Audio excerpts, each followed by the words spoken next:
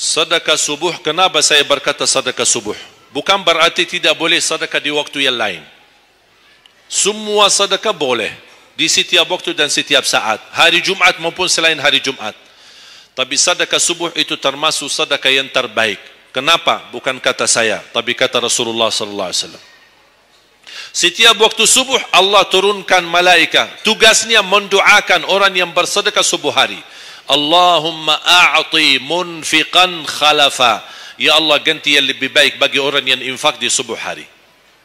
Ibu-ibu lagi halangan tidak salat, sebelum beraktivitas isi sedekah subuh.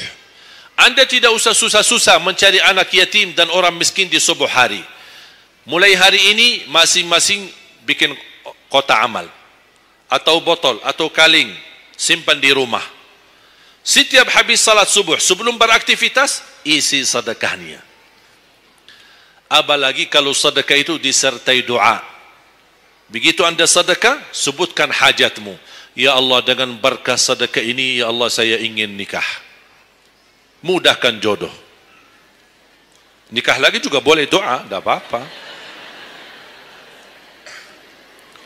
Ada yang sedang melamar kerjaan, Anda isi, wallahi dahsyat, amalan ini wallahi dahsyat, manfaatnya banyak untuk menyembuh penyakit, menabulkan hajat, memudahkan urusan, dan tidak pernah saya sampaikan amalan ini, semua alhamdulillah berhasil mendapatkan hajatnya.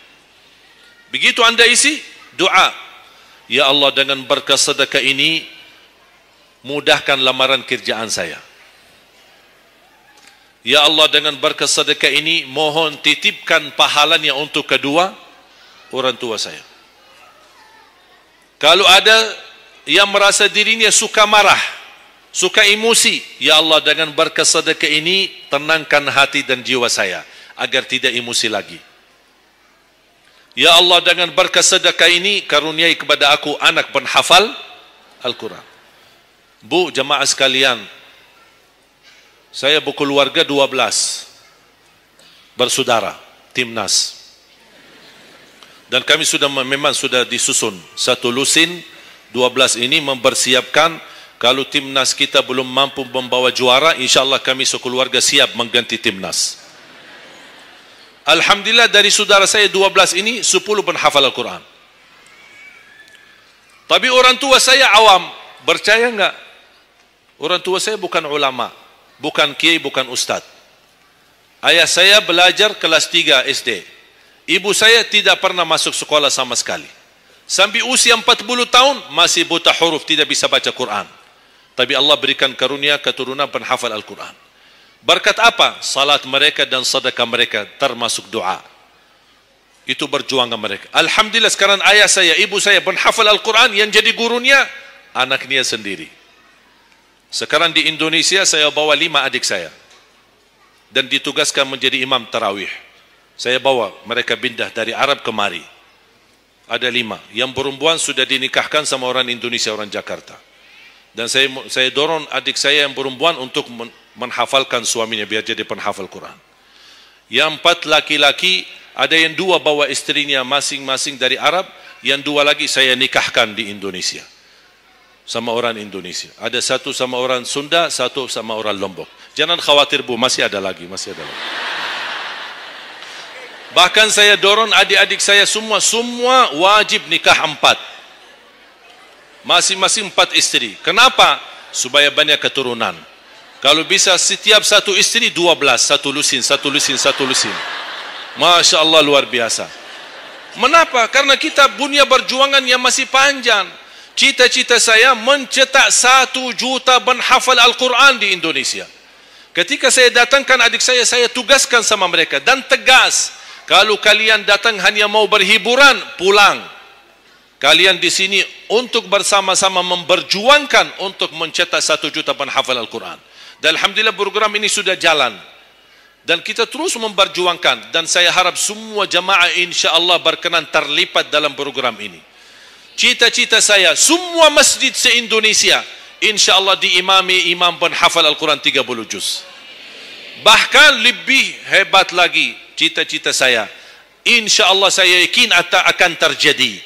InsyaAllah di demikian hari di waktu yang Allah insya-Allah tentukan, insya-Allah presiden kita penghafal Al-Quran. Coba, ya Allah, rasanya enak. Langsung diumumkan di Masjid Istiqlal, khatib dan imam salat Idul Fitri, penghafal Al-Quran 30 juz, Presiden Republik Indonesia. Oh, mantap. Imam salat Idul Adha, Presiden kita. Salat Jumat, khatib dan imam, Presiden kita. Tidak perlu ganti imam. Udah, tidak perlu ganti imam, subhanallah. Luar biasa. Coba, saya kagumi ketika membaca dan melihat YouTube-nya Presiden Erdogan, Turki. Walaupun beliau bukan penghafal Al-Quran, tapi murattal bacaannya beliau, Masya Allah. Mana ada sekarang presiden di dunia Islam sebagaimana bacaannya yang benar. Ini sudah saatnya, tapi bukan sekarang ya, nanti maksud saya, sabar dulu.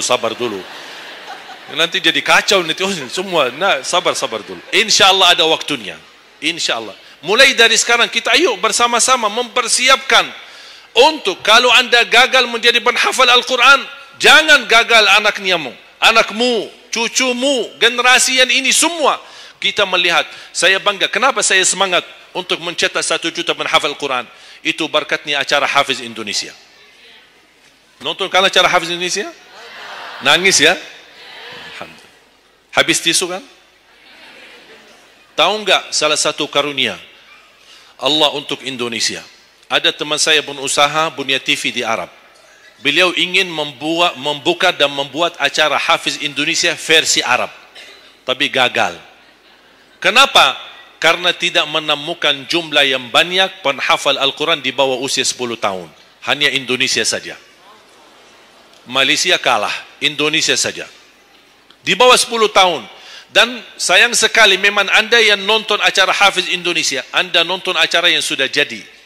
Tapi anda belum tahu apa yang kami berjuangkan di belakang layar. Sebelum acara Hafiz Indonesia, 4 bulan bekerja keras. Sambil tim turun ke lapangan, ke desa-desa, kampung-kampung, ke pulau-pulau untuk menumbulkan dan mendatangkan, menhadirkan para penghafal Al-Quran. Ketika dibawa di Jakarta, 2 bulan berturut-turut kami didik mereka. Yang awalnya pemalu, awalnya ada yang mohon maaf, kencing di celananya sendiri. Saking tidak berani, takut. Alhamdulillah sekarang menjadi mereka pemberani. Bahkan mereka berlumba-lumba azan subuh. Mereka berlumba-lumba membangunkan sesama saudaranya. Sama-sama tertib, makan. Kita menghadirkan doktor kesehatan, kita menghadirkan doktor psikologi jiwa untuk menjaga perasaan mereka selama 2 bulan. Didampingi kadang-kadang ibu mereka, didampingi kadang-kadang ayah-ayah mereka.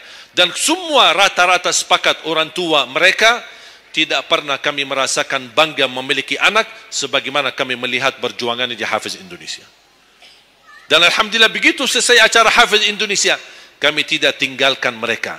Kami terus kawal, kami terus pimpin. Dan alhamdulillah mereka di kampung masing-masing sudah membangun rumah tahfiz. Ada yang membangun pesantren untuk mencetak dan melahirkan jumlah yang banyak penghafal Al-Quran. Dan ini perjuangan luar biasa. Tidak mudah. Berapa biaya yang dikeluarkan. Dan mohon maaf, belum ada sponsor yang bisa mensponsori kita dan membayar full untuk kita. Kita terus bekerja keras. Dan alhamdulillah masih Allah hantarkan kepada kita orang yang dermawan, orang yang baik, yang berduli dengan dan mencintai Al-Quran. Allah anugerahkan. Wallahi menurut saya, saat ini, zaman ini, sedekah yang terbaik dan yang termulia, semua apapun yang terkait dengan Al-Quran, itulah yang termulia. Makanya boleh anda ketika anda bersedekah, jangan lupa disertai doa. Di antaranya anugerahkan ya Allah Indonesia menjadi negara Al-Quran. Tapi tolong fokus. Kalau anda isi sedekahnya, tolong disesuaikan. Jangan isi sedekahnya koin, tapi doanya sampai terbit matahari. Tidak ada malunya. Kata Allah, koin-koin aja sedekahnya, doanya dah habis-habis. Hajatnya panjang, lebar. Malu kita sama. Bukan Allah tidak bisa. Allah maha bisa menabulkan hajat. Tapi kita malu sama Allah. Kok cuma bikin ya Allah, ya Allah, ya Allah, panjang. Fokus. Kalau usulan saya, 1 sedekah, 1 hajat. 1 sedekah, 1 hajat. Dan insya Allah akan anda melihat manfaatnya. Mudah-mudahan semua yang hadir, InsyaAllah menjadi keluarga besar 1 juta penghafal Al-Quran. 1 juta mencetak penghafal Al-Quran. 1 juta keluarga Al-Quran yang insyaAllah akan membangun generasi baru yang membawa Indonesia menjadi baldatun tayyibatun wa rabbun ghafur, dan di masa yang akan datang insyaAllah Indonesia menjadi lebih baik. Amin ya rabbal alamin. Barakallahu fikum. Terima kasih, semoga bermanfaat. Kurang lebihnya mohon maaf. Mungkin ada panitia ingin menyampaikan selanjutnya.